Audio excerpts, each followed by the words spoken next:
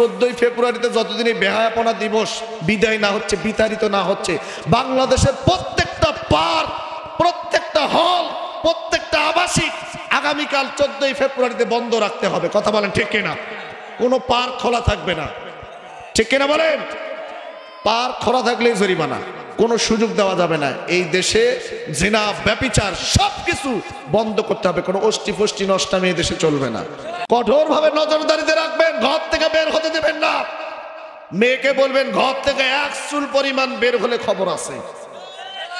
ছেলেকে বলবেন আজকে ভেতরে থাক, কোনো বের হওয়া নেই। আর বিশেষ করে যে সমস্ত বাপ চাচা মামু খালু আছেন, খবরদার কালকে ভুলেও 6 লক্ষ মোটরসাইকেল দিয়েন না। কথা বোঝেন না?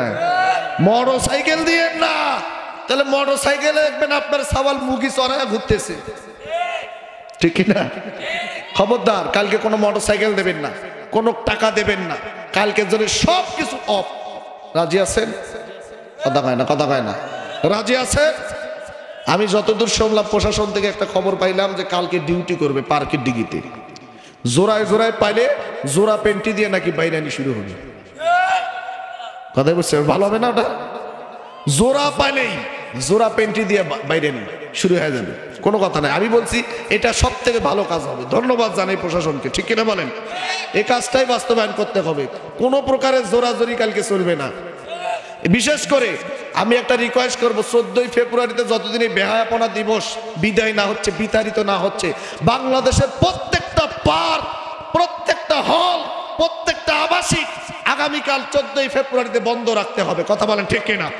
কোনো পার্ক খোলা থাকবে না, ঠিক কিনা বলেন?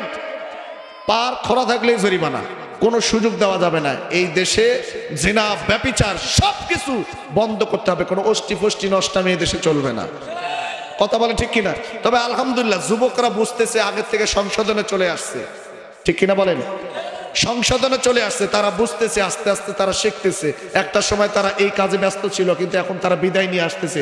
এমনও দেখেছি 14 ফেব্রুয়ারি উপলক্ষে, 14 ফেব্রুয়ারিতে ভালোবাসা দিবসকে লাথি মেরে যুবকরা মাহফিলের আয়োজন করতেছে। সুবহানাল্লাহ।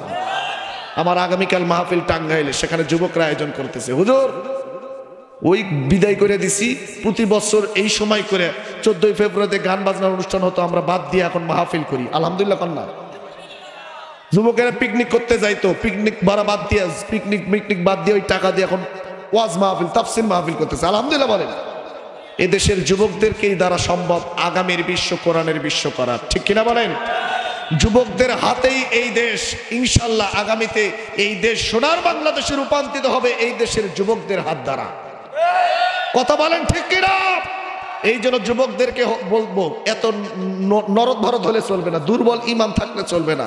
যুবকদের থাকতে হবে মজবুত ঈমান।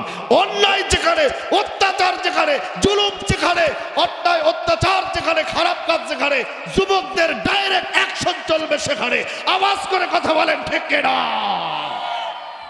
এটাই একজন প্রকৃত যুবকের বৈশিষ্ট্য, ঠিক কিনা বলেন?